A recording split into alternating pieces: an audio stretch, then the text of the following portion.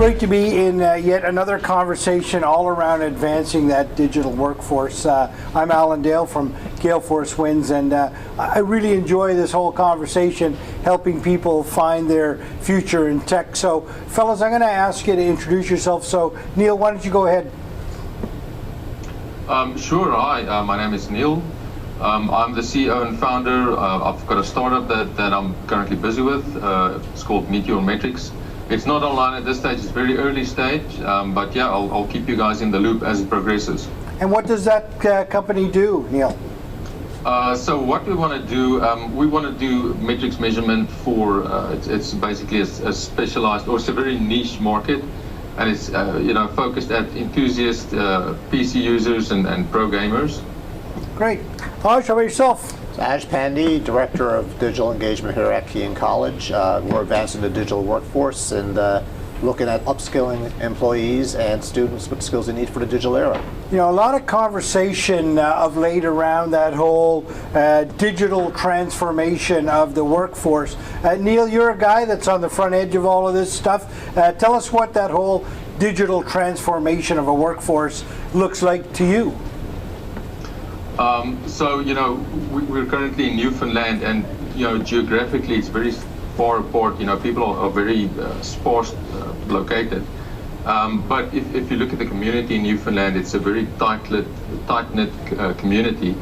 And, looking at our businesses in Newfoundland, specifically if you're looking rural, where I'm on the west coast, the digital transformation, it's something that needs to happen. And what I'm seeing is, companies that do not, that does the digital transformation, they kind of get left behind. So it's a very important step, for businesses moving forward. Yeah, Neil, I'm picking up your accent there. I know you're on the West Coast. I'm not sure if that's from Corner Brook or curling, but I do, I'm just joking with you, Neil, there. Anyway, a great explanation of that whole digital transformation for sure. It's going to require another level of literacy, I would argue. So, Aj, from the academic standpoint, just give us a little bit of an overview of what digital literacy looks like. Yeah, digital literacy can be different things for different people. Like if you're in the technology sector, it could be about enabling you to create products and services in a way that's more cohesive, more reliable, more secure. Conversely, if you're working in other organizations, it might be digital literacy, understanding how do you leverage AI to do things more efficiently? How do you understand the ethical constraints of AI as well? So it means different things for different sectors, but there is a gap here in Newfoundland and Labrador, and this investment that we've gotten through ESDC is really about closing in on that gap from a digital literacy perspective and empowering people and employees to have the skills that they need moving forward. Now, of course, as you're doing that in creative ways through this whole micro-credential things, a lot of people wouldn't even know what a micro-credential is. Just unpack that for me for a moment. Yeah, sure. So a micro-credential, think of it as a smaller chunk of curriculum. They're usually 20 to 30 hours of curriculum courseware. Our modality, we teach it online. It's instructor-led. If you miss a class, it's recorded. It's really meant to be flexible and in a time span that allows people to work while also get educated. Typically, it's a broader brush on a topic. So, we'll talk about quality assurance and quality control today, but it could be artificial intelligence, cybersecurity. And at the end, you get a certificate to show that you completed the course and something you can use as you move forward. So it's really about, empowering skills that might be gaps today. And Neil, what are your thoughts on this whole micro-credentialing approach? So I think it's crucial. I think it's important. It allows a lot of the folks to upskill in opportunities that they previously haven't. For me specifically, the courses that I'm doing, it is courses that I'm very interested in, and it's something that I wanted to do, but I've kind of put it on the back burner. You say you'll get to it, and now that they're offering this micro credentials, I've got the opportunity, and now I'm kind of I've got a time span that I have to do it. So I'm getting forced to do it, but actually it is something that I wanted to do. Neil, specifically, are you in the middle of one right now, and if so, what is that? So I'm doing a QA/QC course. It's with regards to QA/QC, software QA/QC. With my background, so I've got electronic engineering background and in business. I've worked in companies, from all shapes and sizes. So the bigger companies will have a dedicated QA/QC role. Smaller companies, specifically startups or other smaller companies, they won't have a QA/QC role. And you would find that the smaller companies that doesn't have those QA/QC roles or backgrounds, and then that they've got a gap there in delivering their products where they're probably lacking in quality. So for me, it's something that I was always intrigued in, and if I didn't do this, I would have had a little bit of FOMO, fear of missing out. So that's the reason of me doing that. Well, we don't want anybody else to have any FOMO. So who are these courses really kind of best? Who's your ideal candidate, Aj? So for the different courses, there's a bunch of different ideal candidates, but QA/QC, that one's more focused around software quality assurance, quality control. So product managers, engineers, people that want to enter the software sector. A lot of times, I know when I was doing engineering initially, testing is the place where you generally start off, and this is a great entry point into a software career.